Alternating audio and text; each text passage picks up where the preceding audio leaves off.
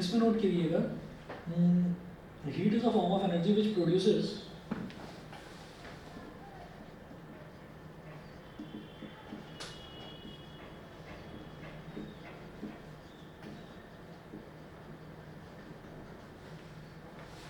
heat is a form of energy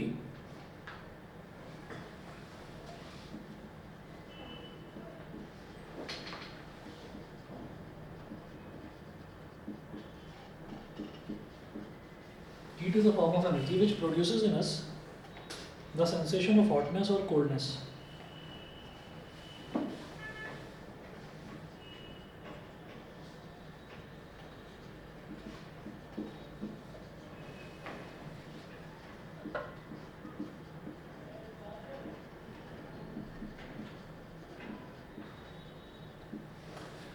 Heat is a form of coldness ठंडक. Heat तो गर्म. Actually जो heat है ना, उस हीट के अंदर ही कोल्डनेस और हॉटनेस दोनों आ जाएंगी. अगर ज़्यादा हीट है तो हम ये कहेंगे कि हॉटनेस है, अगर कम हीट है या बहुत ही कम हीट है तो हम उसको कोल्डनेस बोल देंगे. तो दोनों ही हीट की कैटेगरी में आएंगी. अगर हमको मतलब एसी को ठंडा करना होता है तो हम उसका टेम्परेचर कम करते हैं, और अगर गर्म की तरफ ले जाना है, हीटर की तरफ ले जाना है तो हम उसका टेम्परेचर बढ़ाते हैं. तो हीट की कैटेगरी में ये दोनों चीज़ें आ जाएंगी. मतलब हीट का मतलब सिर्फ ज़्यादा टेम्परेचर से नहीं है, कम टेम्परेचर भी हीट की कैटेगरी में ही आता है. ठीक है. तो यहाँ पर एग्जांपल के तौर पर लिखें, if you touch a piece of ice, for example,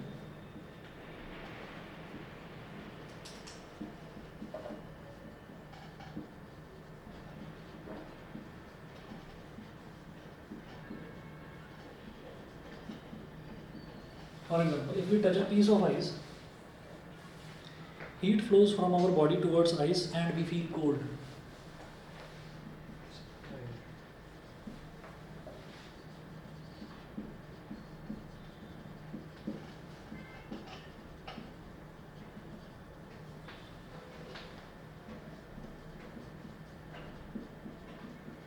Heat flows from our body to the ice and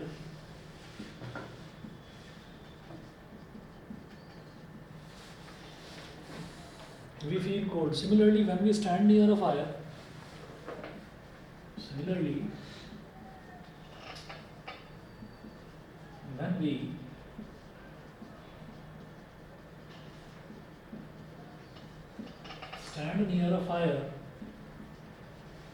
we stand near a fire, heat from the fire flows towards our body and we feel hot.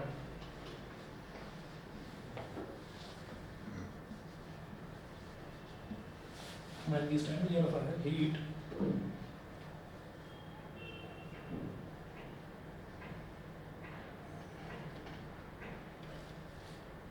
heat from the fire flows towards our body and we feel hot.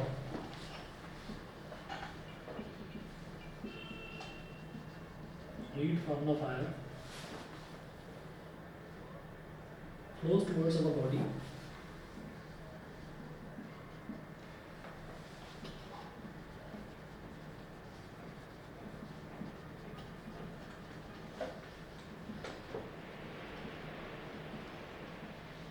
and we feel hot. और हमको गरम गरम लगने लगता है.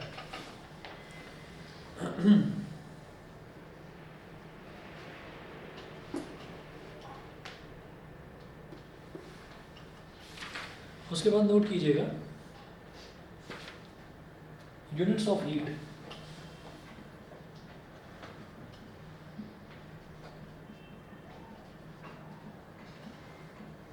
Units of heat, इसमें लिखिए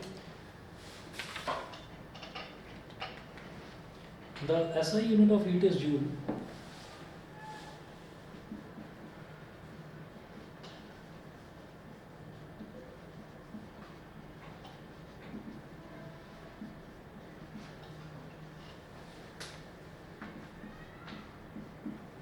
The SI unit of heat is joules. Bracket में लिखिएगा J. कैलोरीज नहीं होती, जूल होती है SI unit. Joule. Next point में लिखें the CGS unit of heat is calorie.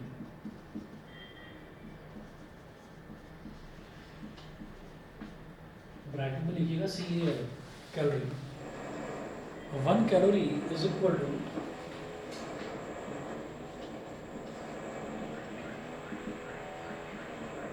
4.186 joules. 1 calorie is equal to 4.186 joules.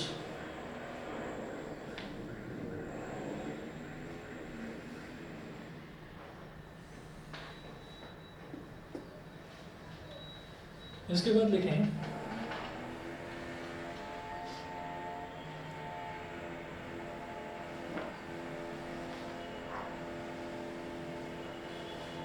joules mechanical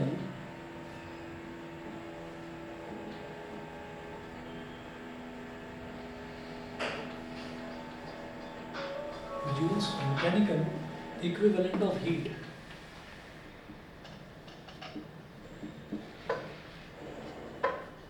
Joules mechanical equivalent of heat.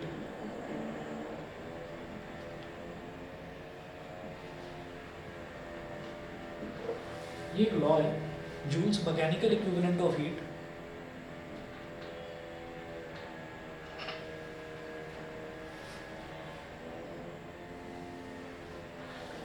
Joules mechanical equivalent of heat, इसमें लिखें Joule showed that whenever a given amount of work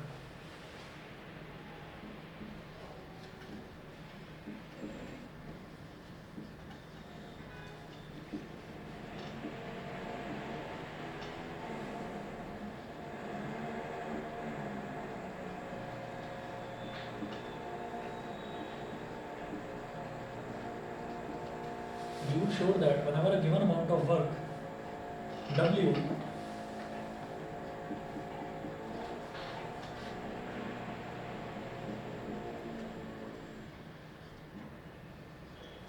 you showed that whenever a given amount of work W is converted into heat,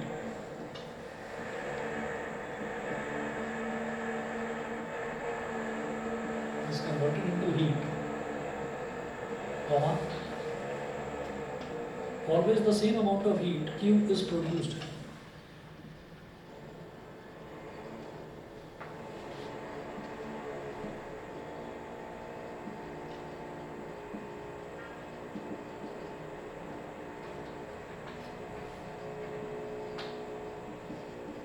Always the same amount of heat, capital Q, is produced.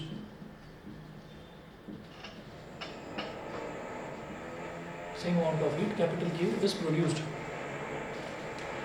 तो joule ने कहा ना, joule showed that whenever a given amount of work is converted into heat, अगर कोई भी एक given amount of work है, अगर वो heat में convert होता है, तो जितना भी वर्क है, अब वर्क की यूनिट भी जूल होती है, हीट की यूनिट भी जूल होती है, तो जितना वर्क करा जा रहा है उतना का उतना ही पूरा का पूरा वर्क जो है वो हीट में कन्वर्ट हो जाएगा. ठीक है. अच्छा, हीट को लिखा जाता है क्यू से रिप्रेजेंट करा जाता है हीट एनर्जी को, और वर्क को रिप्रेजेंट करा जाता है डब्ल्यू से. ठीक है. तो ये जो Joule's mechanical equivalent of heat है, इसमें ये कहा जाता है कि जितना वर्क करेंगे एग्जैक्टली उतना ही हीट प्रोड्यूस होगा. तो यहाँ पर W इज इक्वल टू हो जाता है जे Q. W is equal to JQ, where J is called Joule's mechanical equivalent of heat.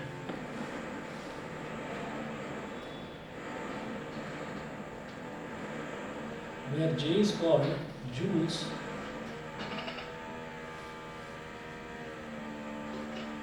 mechanical equivalent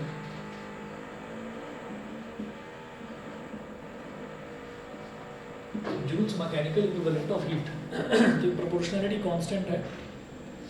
ठीक है.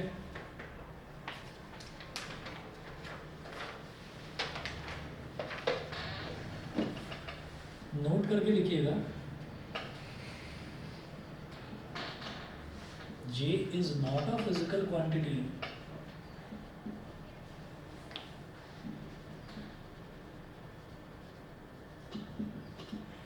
J is not a physical quantity, full stop. It is just a conversion factor.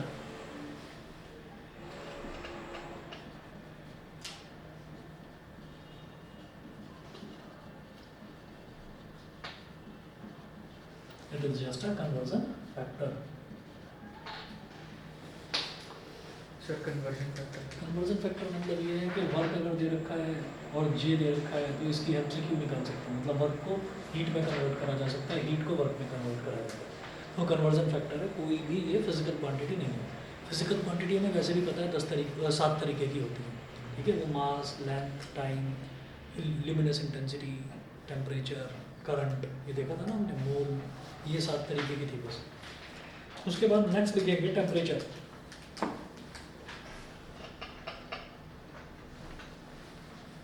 अगला topic है temperature.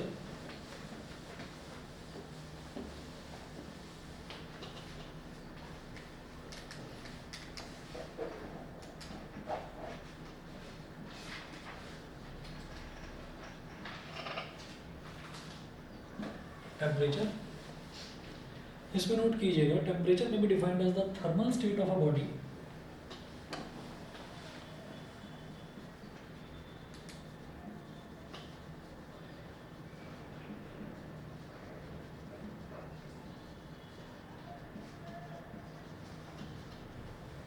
Temperature में be defined as the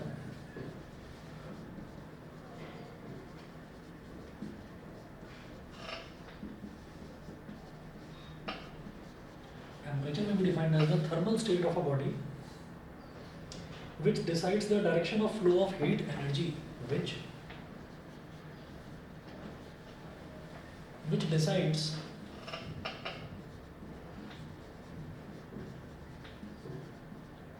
the direction of flow of heat energy, direction of flow, which decides the direction of flow of heat energy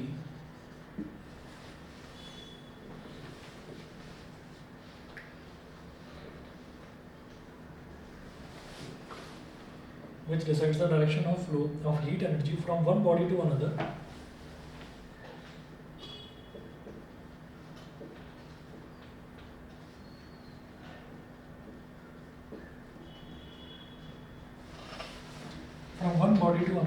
when they are placed in thermal contact with each other.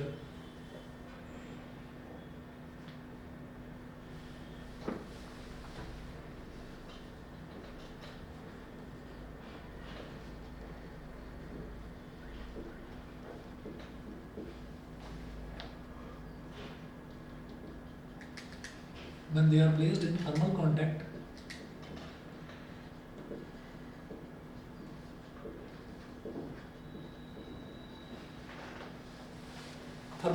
with each other.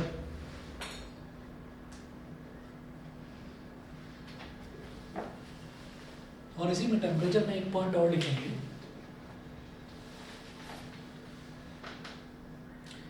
The temperature of a body is the major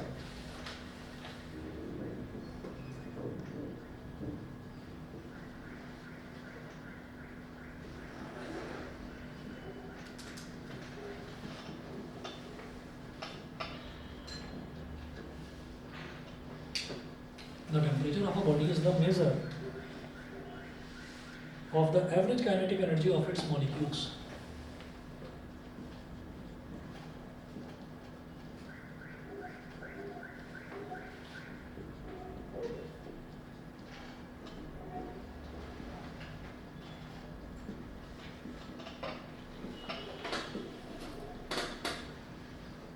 Average kinetic energy of its molecules. ठीक है।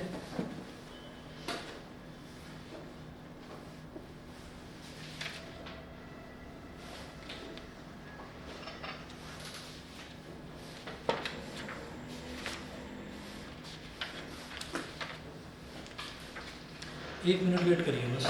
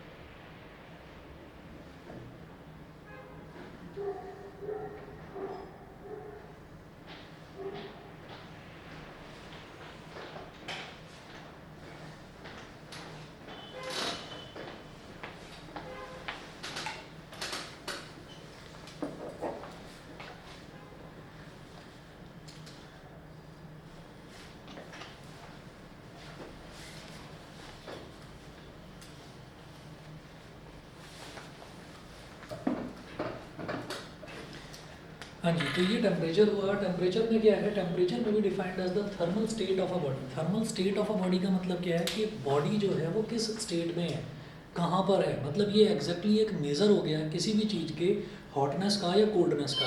तो temperature से हम ये बता सकते हैं कि कोई भी बॉडी जो है वो किस स्टेट में है। रुकिए एक मिनट।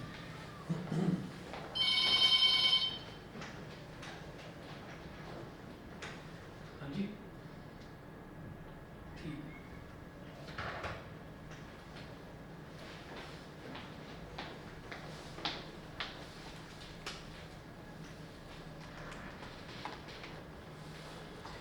अच्छा, और इसके बाद ये है कि which decides the direction of flow of heat energy from one body to another. तो टेम्परेचर से ही ये समझ में आता है कि हीट जो है वो किस बॉडी से किस बॉडी की तरफ फ्लो कर रही है।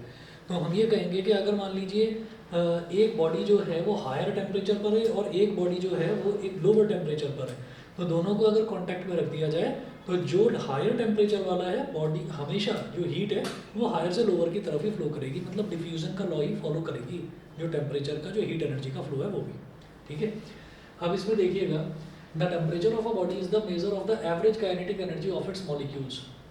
एवरेज काइनेटिक एनर्जी का मतलब ये हो गया कि अगर हम बात करें किसी भी बॉडी को, अगर मान लीजिए हमने टेम्परेचर उसका बढ़ाना शुरू करा, मतलब हीट एनर्जी उसमें सप्लाई करनी शुरू करी हमने, तो क्या होगा कि उसके जो मॉलिक्यूल्स हैं उसके मॉलिक्यूल्स का जो मतलब कोलिजन है, आपस में जो टकराना है वो शुरू हो जाएगा, ज़्यादा हो जाएगा, एजिटेट होने शुरू हो जाएंगे वो मॉलिक्यूल्स। और ये एक छोटा सा एग्जांपल हमने देखा है कि अगर आप किसी कंटेनर में पानी रखें और पानी को गर्म करना शुरू करें तो पहले तो पानी बिल्कुल साफ़ सुथरा आपको स्टिल दिखाई देगा, लेकिन थोड़ी देर बाद ही आप ये देखेंगे कि पानी के अंदर जो छोटे छोटे बबल्स बनते हैं वो बबल्स एक दूसरे से टकराने शुरू हो जाएंगे।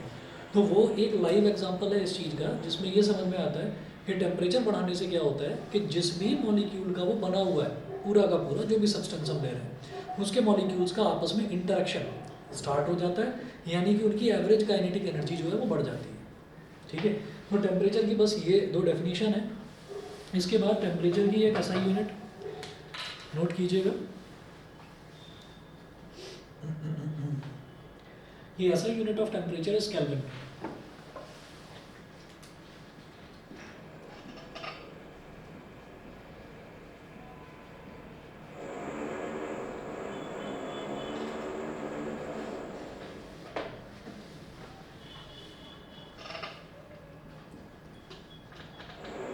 The SI unit of temperature is Kelvin. K.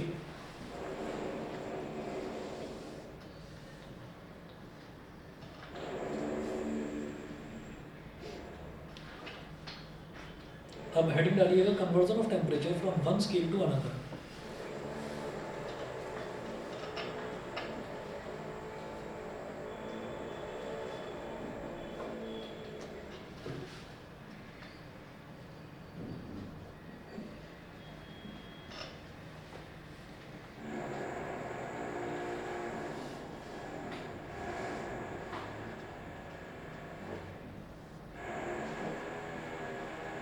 Conversion of temperature from one scale to another, एक स्केल से दूसरे स्केल में जब टेम्परेचर का कन्वर्जन करते हैं तो कैसे होता है, conversion of temperature from one scale to another. इसमें नोट कीजिएगा, to convert the temperature from one scale to another the following relation is used.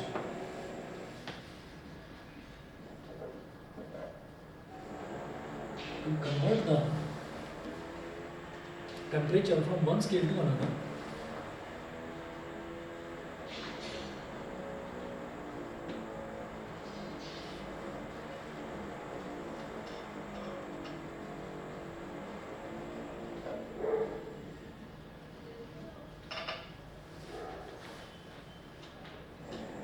convert the temperature from one scale to another, the following relation is used.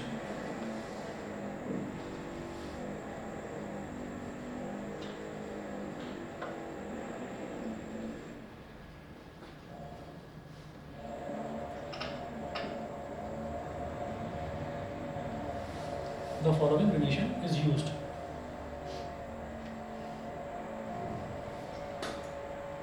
अब ये जो relation है इसको मैं ये इधर का मिटाकर इस तरफ लिख रहा हूँ।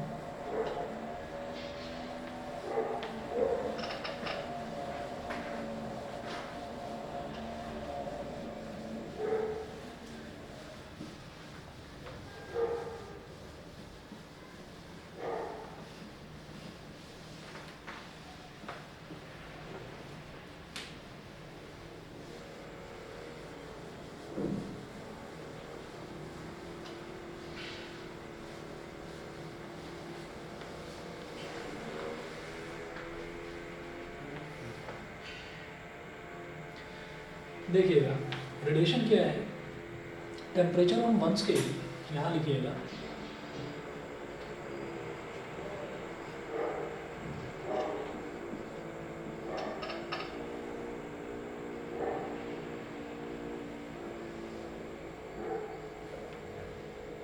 Temperature on one scale minus lower fixed point.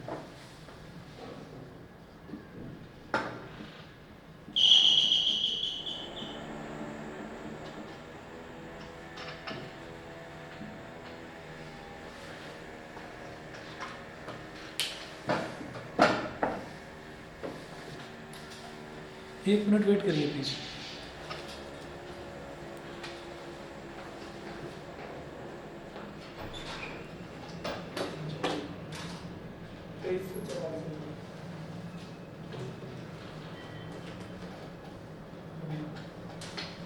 Cash नहीं है, कैसे कैश नहीं यूपीआई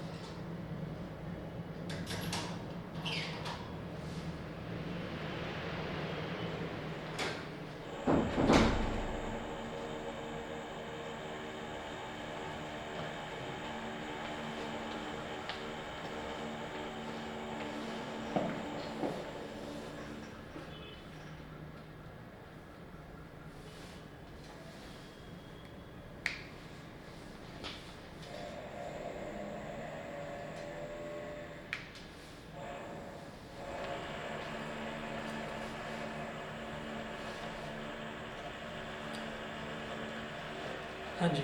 तो temperature on one scale minus lower fixed point upon लिखिए upper fixed point minus lower fixed point, upon upper fixed point minus lower fixed point.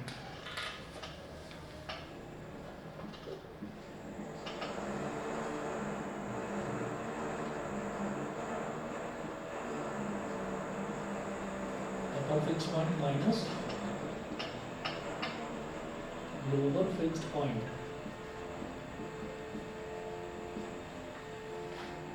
is equal to temperature on other scale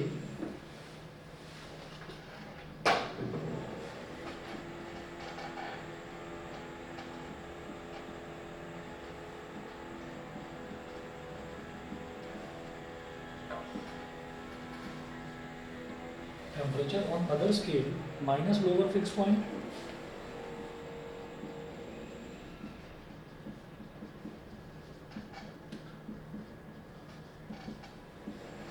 और upon में फिर वही upper fix point minus lower fix point.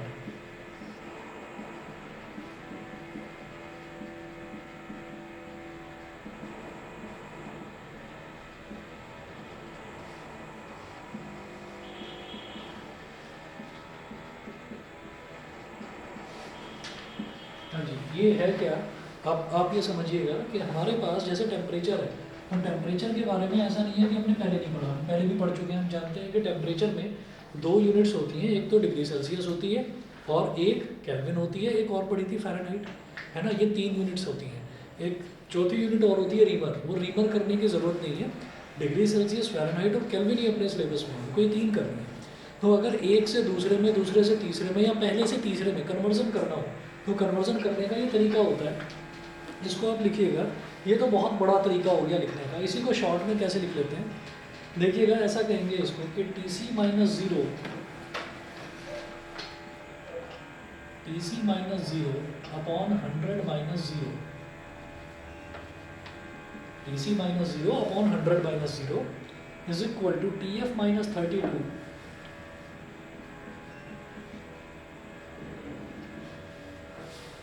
TF minus 32 upon 212 minus 32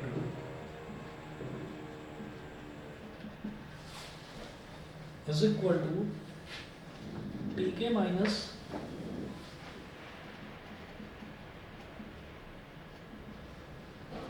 TK minus 273.15 upon 373.15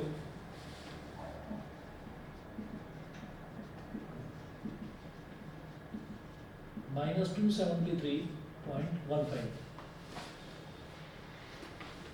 ठीक है, और जब इतना कर ही लिया है तो एक चीज और कर लीजिए, TR minus 0 upon 80 minus 0, TR minus 0 upon 80 minus 0।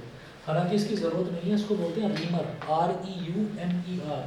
ये जो R होता है, दिस इज REUMER। तो ये एक और स्केल होता है टेम्परेचर मेजर करने का, रीमर स्केल। K का आपको पता ही है केल्विन, F का आपको पता ही है फ़ारेनहाइट, और C का पता है डिग्री सेल्सियस। तो इनको जनरली जो है स्टडी करा जाता है, वाटर से कंपेयर करा जाता है कि वाटर का जो फ्रीजिंग पॉइंट होता है उसको 0 डिग्री सेल्सियस बोल देते हैं, और जो बॉइलिंग पॉइंट है उसको 100 डिग्री सेल्सियस बोल देते हैं। तो ये तो हो गया लोअर फिक्स पॉइंट, ठीक है। ये हो गया upper fix point. Lower fix point 0 degree Celsius जहाँ पर वो जम जाएगा, फ्रीज हो जाएगा। Upper fix point 100 degree Celsius जहाँ पर वो उबलना शुरू हो जाएगा, इवेपोरेट होना शुरू हो जाएगा। और TC क्या है, TC माइनस 0, यानी कि टेम्परेचर ऑन वन स्केल। मान लीजिए हमें ये दे रखा है कि भाई आप ये बताइए कि फ़ारेनहाइट में आपको कोई टेम्परेचर दे रखा है, और वो कहें कि उसको डिग्री सेल्सियस में कन्वर्ट करिए, तो फ़ारेनहाइट का जो लोअर फिक्स पॉइंट वो 32 डिग्री फ़ारेनहाइट पर बर्फ़ जमनी शुरू हो जाती है, ठीक है। और ऐसे ही 212 डिग्री फ़ारेनहाइट पर इवेपोरेट होना शुरू हो जाता है। तो ये फ़ारेनहाइट में अपर फिक्स पॉइंट और लोअर फिक्स पॉइंट। मान लो फ़ारेनहाइट वाला आपको जो है टेम्परेचर दे रखा है, तो आप क्या करेंगे, आप फ़ारेनहाइट वाला टेम्परेचर यहाँ लिख देंगे, ठीक है। ये लोअर फिक्स पॉइंट, ये अपर फिक्स पॉइंट, ये लोअर फिक्स पॉइंट, ये हमें पता ही है, ये फिक्स वैल्यूज़ हैं। TF आपने यहाँ डाल दिया, ये सारी वैल्यूज़ भी हमें पता है। TC की वैल्यू निकाल लो, या अगर TC दे रखा है तो TC की वैल्यू यहाँ डालो, TF की वैल्यू निकाल लो। TK दे रखा है, TF निकाल लो, TC निकाल लो। तो ये आपका रिलेशन है, समझ गए। अच्छा, तो इस रिलेशन के बेस पर अगर आप चाहें तो कोई भी क्वेश्चन आप सॉल्व कर सकते हैं। इसमें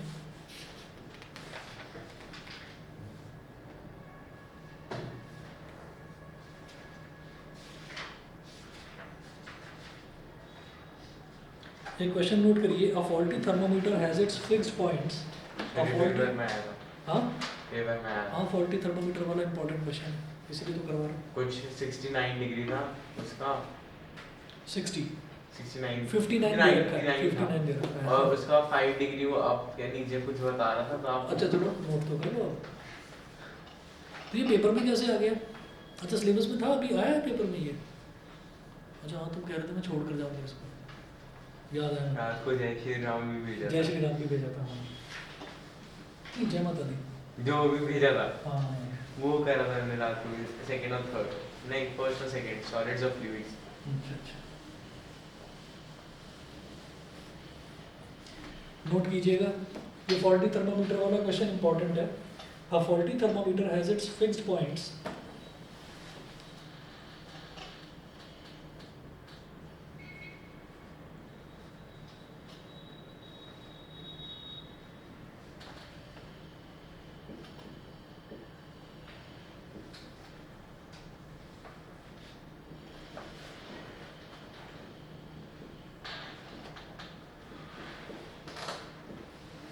A faulty thermometer has its fixed points marked as 5 degree,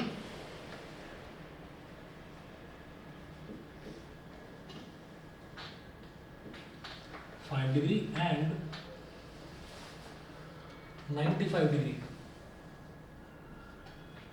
Full stop. Temperature of a body as measured by the faulty thermometer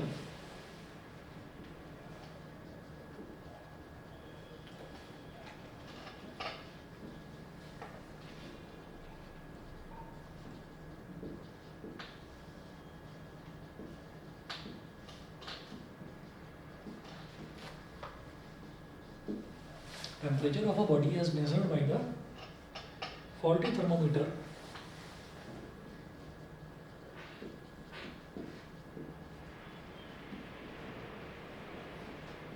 is 59 degree, full stop. Find the correct temperature of the body.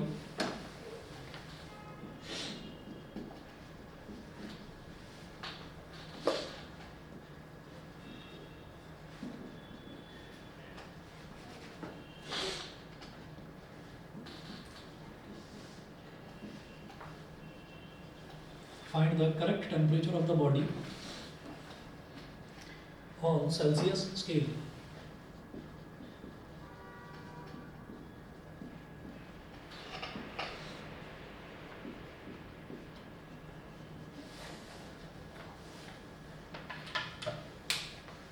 On Celsius scale. Celsius scale पर हमको इसका correct temperature calculate करना है। ये देखिए faulty thermometer है। तो faulty thermometer का मतलब क्या है कि अलग ही दुनिया चल रही है उस थर्मोमीटर की, तो है ना कुछ उसका वैल्यू दे रखा है, बस डिग्री दे रखा है कि भाई वो जो है उसके फिक्स्ड पॉइंट्स हैं। यहाँ इन्होंने बोला कि उसके फिक्स्ड पॉइंट है 5 डिग्री और 95 डिग्री। तो लोअर वाला क्या हो गया 5 डिग्री और अपर वाला क्या हो गया 95 डिग्री, ठीक है। और वो कह रहे हैं temperature of a body as measured by the faulty thermometer is 59 degree. तो फॉल्टी थर्मोमीटर जो है, फॉल्टी थर्मोमीटर से अगर हम टेम्परेचर किसी का कैलकुलेट करेंगे तो कितना आ जाएगा, वो 59 डिग्री आ जाएगा फॉल्टी थर्मोमीटर पर। तो वो ये कह रहे हैं कि आप ये बताइए कि सेल्सियस स्केल पर उसका एक्चुअल टेम्परेचर कितना होगा, उस बॉडी का एक्चुअल टेम्परेचर कितना होगा। तो हम ये कहेंगे जैसे ये सेल्सियस स्केल को C बोल दिया, फ़ारेनहाइट को F बोल दिया, केल्विन को K, रीमर को R बोल दिया, ऐसी जो फॉल्टी थर्मोमीटर है उस फॉल्टी थर्मोमीटर को स्मॉल f से रिप्रेजेंट कर दीजिए। तो आप ये कहिए कि let small f faulty temperature, faulty temperature. तो हम क्या करेंगे, हम ऐसे लिखेंगे TF माइनस इसका लोअर फिक्स पॉइंट क्या है बेटा बताइए 5। तो TF minus 5 upon upper minus lower यानी कि 95 minus 5 degree is equal to किस में कन्वर्ट करना है, इसको सेल्सियस में कन्वर्ट करना है। तो ये वाला रेशो लिख लो TC minus 0 upon 100 minus 0, TC minus 0 upon 100 minus 0। अब ये TF क्या है, फॉल्टी वाला टेम्परेचर कितना है, फॉल्टी थर्मोमीटर की जो दुनिया है वो कितना टेम्परेचर मेजर कर रहा है, 59 मेजर कर रहा है। तो TF कितना है 59 हो गया, 59 माइनस 5, 95 अपॉन 5 कितना हो गया 90 is equal to TC minus 0 यानी कि TC और 100 माइनस 0 यानी कि 100। 59 माइनस 5 कितना हो जाएगा बोलो 54, और इधर एक जीरो से ये एक जीरो कैंसिल आउट हो गया। तो 54 upon 9 is equal to TC upon 10। अच्छा 9 6 is 54, तो इधर 1 बचा, तो TC कितना हो गया 60 डिग्री सेल्सियस। बस इतना होता है कि अगर किसी का भी मेरे को अपर फिक्स पॉइंट और लोअर फिक्स पॉइंट पता है तो मैं किसी भी उसको स्केल में कन्वर्ट कर सकता हूँ। तो इसका आंसर है आपका 60 डिग्री सेल्सियस।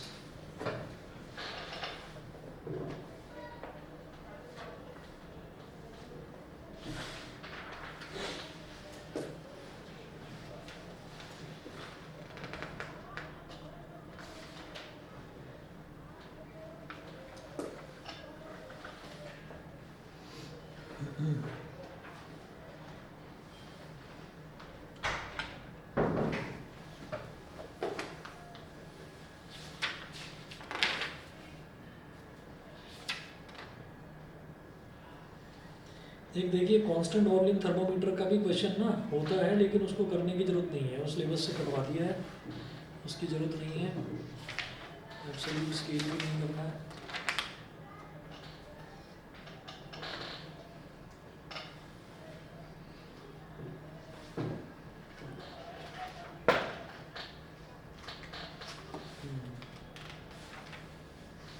हाँ जी, नेक्स्ट टॉपिक लिखिएगा सीधा थर्मल एक्सपेंशन। थर्मल एक्सपेंशन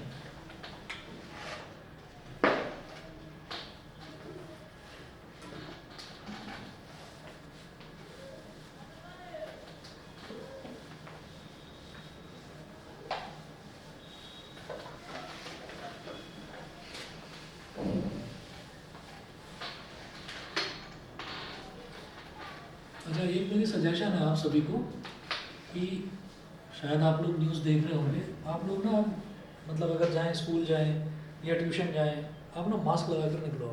कुछ केसेस थोड़े से बढ़ने लगे, हालांकि अभी ऐसा नहीं है कि कोई बहुत बुरी हालत हो गई, लेकिन फिर भी प्रिवेंशन का कोई प्रॉब्लम तो है ही नहीं, तो अपना मास्क लगा कर निकलिए, ठीक है। मेरे लिए पॉसिबल नहीं है, क्योंकि मैं अगर पढ़ाता हूँ ना तो वो बोलते टाइम वो मुंह से भाप निकलती है, तो वो एक क्लास के बाद ही वो मास्क पूरा गीला हो जाता है, तो इसलिए जो है मैं तो नहीं लगा पाऊँगा, लेकिन आप लोग जो है मास्क लगाएं, क्योंकि थोड़ा सा आए हैं गुजरात के आसपास जो है। सर आ रहे हैं वापस, बोल रहे हैं हाँ आ रहे हैं वापस। हाँ, वही ना, इसलिए मतलब थोड़ा ध्यान दीजिए। बड़े नर्वस। हाँ, हालांकि जो मतलब जो एम्स के डायरेक्टर हैं, एक्स डायरेक्टर हैं, तो उन्होंने ये बताया, जो रणदीप गुलेरिया नाम सुना होगा, सेकेंड वेव में काफ़ी उन्होंने हेल्प करी, काफ़ी मतलब लोगों को बताया, खूब आकर टीवी पर, रेडियो पर, मोबाइल फ़ोन पर मैसेजेस आते थे, उस पर भी वो भेजते थे लिखकर।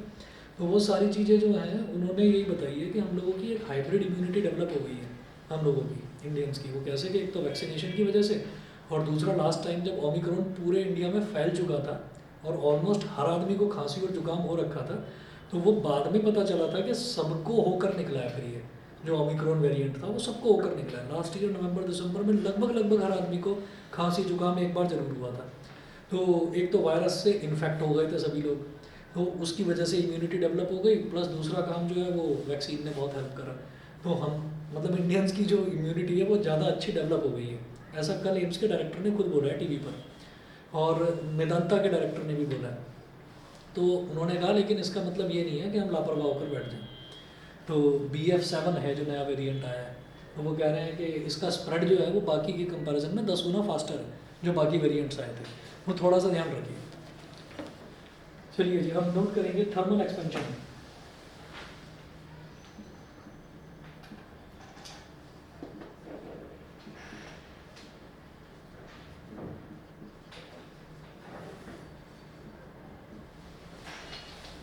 थर्मल एक्सपेंशन में लिखिएगा the increase in the size of a body when it is heated is called thermal expansion.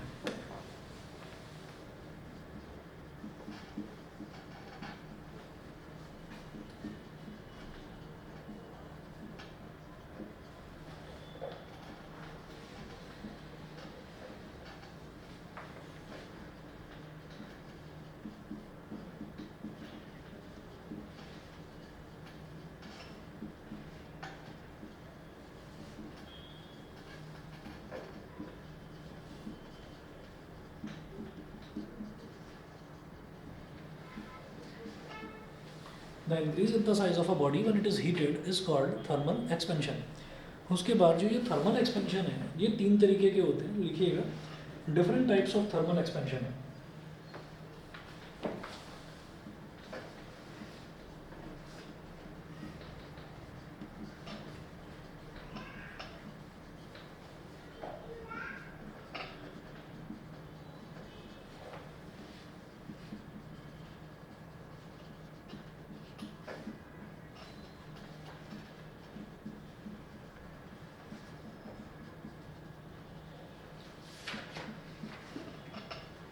First note कीजिए लीनियर एक्सपेंशन। लीनियर एक्सपेंशन में क्या, it is the increase in the length of a metal rod on heating. It is the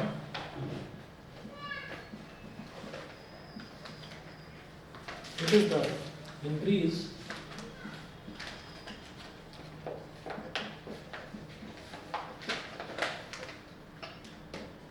in the length of a metal rod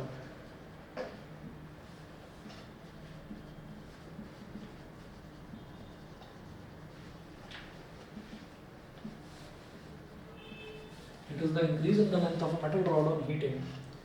Second is superficial expansion.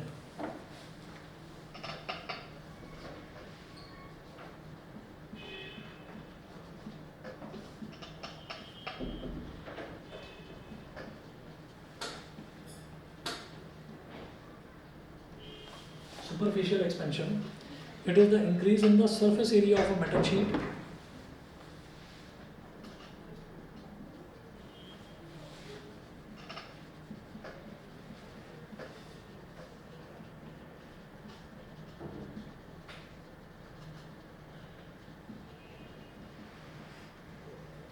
It is the increase in the surface area of a metal sheet on heating.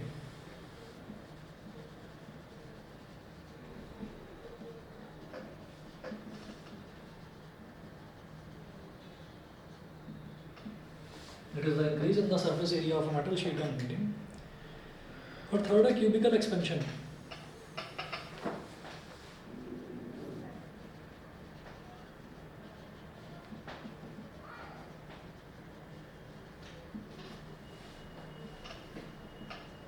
Cubical expansion, it is the increase in the volume of a block on heating. It is the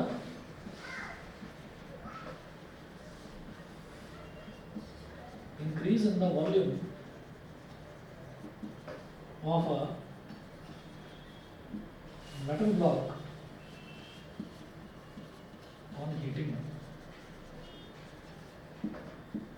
heat करने पर metal block जो है वो भी expand कर जाता है. अगर मान लीजिए किसी एक प्लेट को मैं हीट कर रहा हूँ तो वो प्लेट के एरिया का बढ़ जाना, प्लेट का फैल जाना, that is called superficial expansion. और अगर मान लीजिए हम किसी एक पतली रॉड को हम अगर हीट कर रहे हैं और हीट करने पर उसकी लेंथ बढ़ जाती है तो that is called linear expansion. तो ये जो तीनों ही एग्जांपल हैं, ये तीनों एग्जांपल जो हैं ये थर्मल एक्सपेंशन ऑफ सॉलिड्स के एग्जांपल हैं. ठीक है, अभी लिक्विड की बात नहीं करी, अभी गैस की बात नहीं करी. ठीक है, इसको मैं कल करवाता हूँ आगे कंटिन्यू. आज इतनी कर लीजिए.